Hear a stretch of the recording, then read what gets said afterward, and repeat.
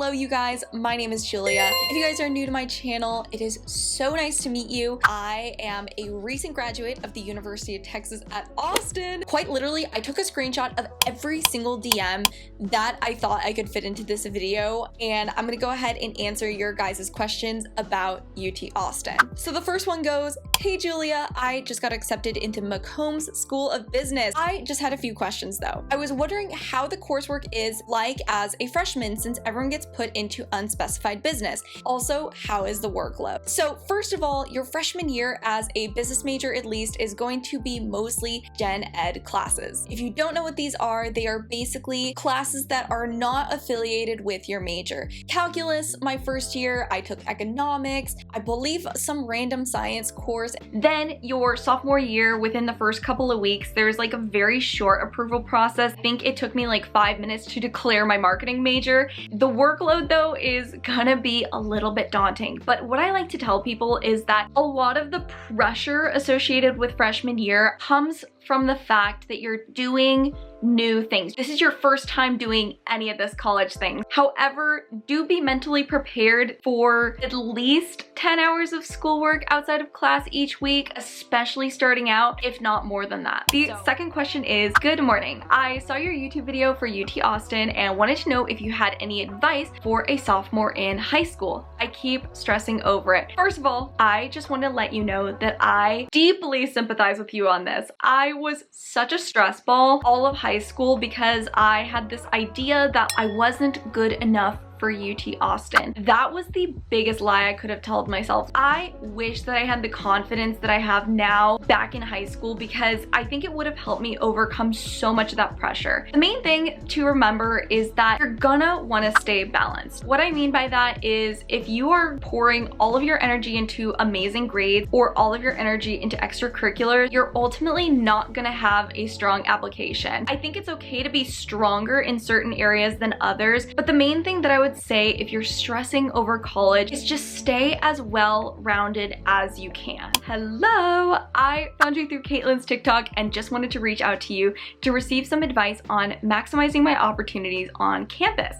What advice would you give to build my resume on campus for internships, and what clubs or organizations would you recommend joining? Awesome that you found me through Caitlin's TikTok. If you guys don't know, runs an incredible TikTok page where she goes really in depth on different UT Austin topics. So if you need anything supplementary, please feel free to check out her channel. I will link it down below as well. Since you're already at UT Austin, it sounds like I would try to go to your specific college's home base for organizations. If you don't know where to go, I think HornsLink, which is like an internal UT Austin student resource, is a great place to start looking for things. I know a lot of orgs are moving there because of COVID. Make sure that you're signed up and that you have a profile on there. If you already have that though, I would definitely go to people that are in your major and ask them what they're involved in. Literally just send out a little message saying like, hey, I am looking for some cool orgs. What do you recommend? And I promise you there will be somebody who is like, hey, we have a meeting for blah, blah, blah organization. As a marketing major, my personal experience in terms of what my favorite organizations were honestly land in two places. The first one that I think is going to be obvious if you've been here for a while is Collegiate DECA. This is an amazing organization. Probably 50% of what I know from business, literally exclusively from this club. So I highly recommend checking that out. I know another really good one is AMA, the American Marketing Association. They also have some wonderful folks running that org. Stepping outside of the business school, there are orgs such as TAG. I believe it is like an advertising analytics based organization. Those are just a few of my favorites. The next question is, so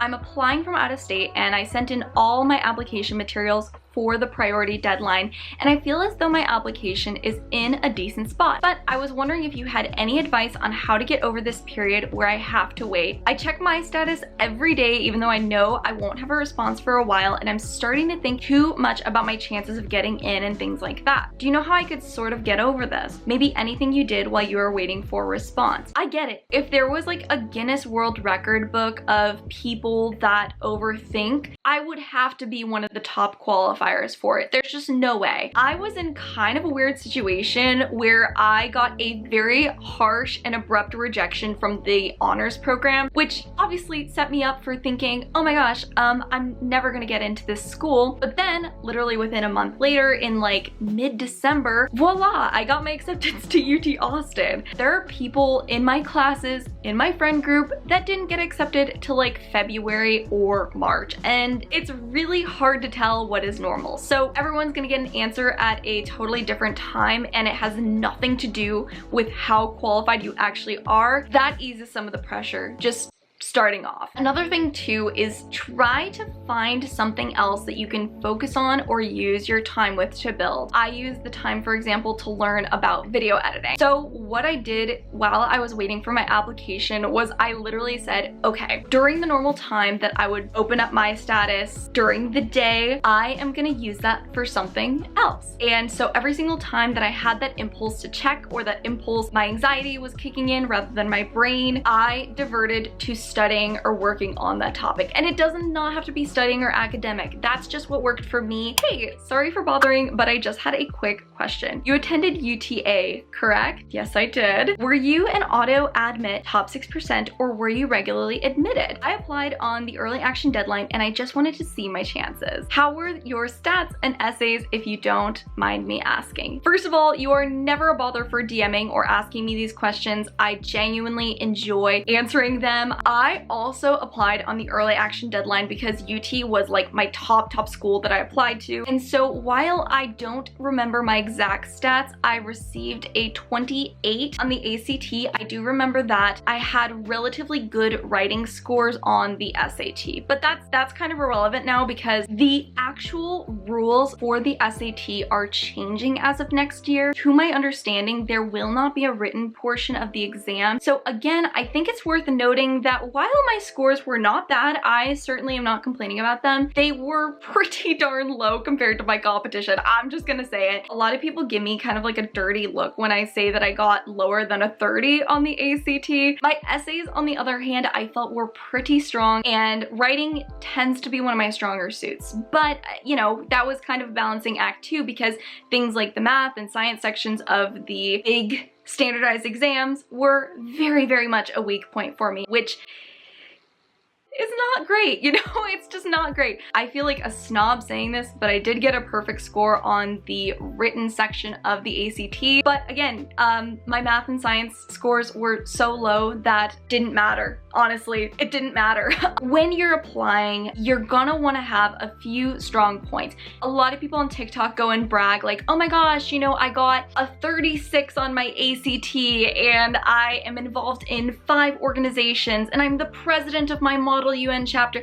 And you know what? That's great, but if you're not a good fit for UT Austin, you're not gonna get in. And it's hard to say what a good fit is because that is kind of a moving target that changes every single time a new wave of applicants comes through. Focusing on your individuality and what you can personally bring forward is going to be your best bet in applying to UT Austin. Alright, I am getting a little short-winded, so I think this is gonna be the last question that I answer, but what are the class sizes normally like? Are they normally really big or do they vary? Also, I'm working on my Applied Texas topic essay and honestly don't know if it's good enough.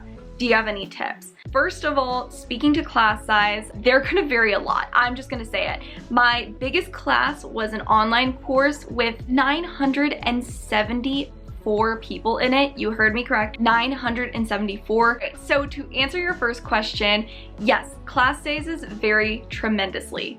But my smallest class was a educational psychology course with 25 people. So as you can see, the range is tremendous. However, what I would generally expect for gen ed classes, so those like very generic kind of classes that everybody needs to take, I would expect between 200 to 300 people per class, just as a ballpark estimate. Or niche classes, those are going to have between, let's say, 20 and 60 people.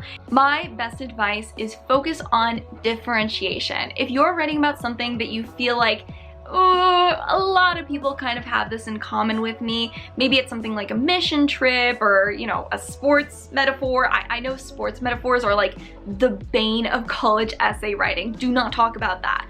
I think that a good college essay can be written about sometimes the most trivial stuff. If you can find a unique way to channel yourself and express yourself in a way that, number one, emphasizes that you're attending UT Austin to learn, identifies you as a unique person, you have hit the jackpot. If you can effectively communicate those two things, I have a hard time imagining that you're not gonna get into UT Austin, because there have been great college essays written about literally Costco. Like, Google it. There's a Harvard acceptance essay that just talks about a Costco trip. It's stuff like that that just works, and I think that that is worth thinking about as you go into the college application process. All right, you guys, that was awesome. I love reading your guys' DMs. If you ever have questions for me, again, I'll put my Instagram up here again, but it is at Wezio. And I will also link down below a few of my other UT Austin videos if you want me to go more in depth on anything. But again, thank you guys for being with me on this insane journey, this last 3.5 years of college. It is unreal to be out there in the big grown-up adult world, but I'm just so grateful for what you guys have shared with me. And now it's my turn to give it back. So